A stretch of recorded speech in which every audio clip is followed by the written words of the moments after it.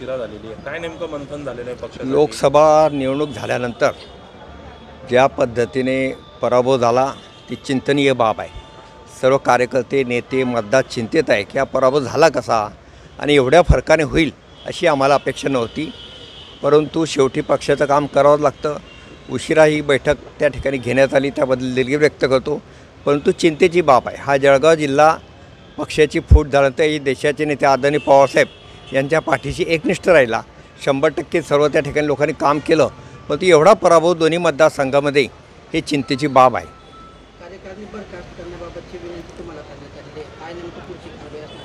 जिल्हा अध्यक्ष म्हणून मी स्वतःच राजीनामा शिर्डीला अधिवेशन असताना त्यावेळेस जयंत पाटलांना सांगितलं होता, पण त्यांनी थांबायला सांगितलं होतं।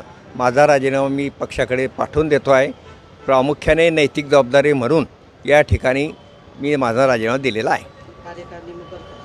प्रसन्नजित पाटील निरीक्षक आहे, यांनी सांगितलं सर्व फ्रंटलचे अध्यक्ष यांनी सगळ्यांनी राजीनामे आज द्यावेत आणि नवीन अध्यक्ष नवीन कार्यकारिणी नवीन जोमाने कामाला लागावं। कुठेतरी अंतर्गत वादाचा फटका या सर्व निवडणूक नाही, अंतर्गत वाद कुठेही नव्हता।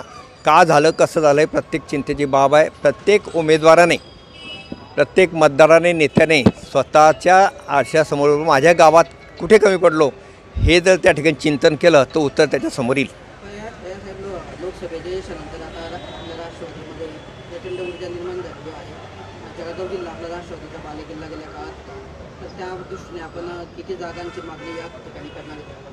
सर्वसाधारणपणे महाविकास आघाडीच्या माध्यमातून या जळगाव जिल्ह्यामध्ये जागा वाटप व्हावं। ज्या जागा राष्ट्रवादीने पूर्वी लढलेल्या होत्या त्या तशाच राष्ट्रवादी ठेवण्यात याव्या ही प्रमुख मागणी सर्व नेत्यांच्या उपस्थितीत या ठिकाणी करण्यात आलेली आहे।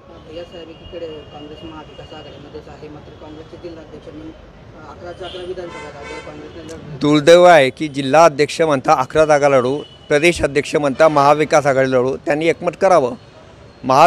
काही झालं तर 11च्या 11 जागा आम्ही लढू, त्यात चिंतेची बाब नाही आहे।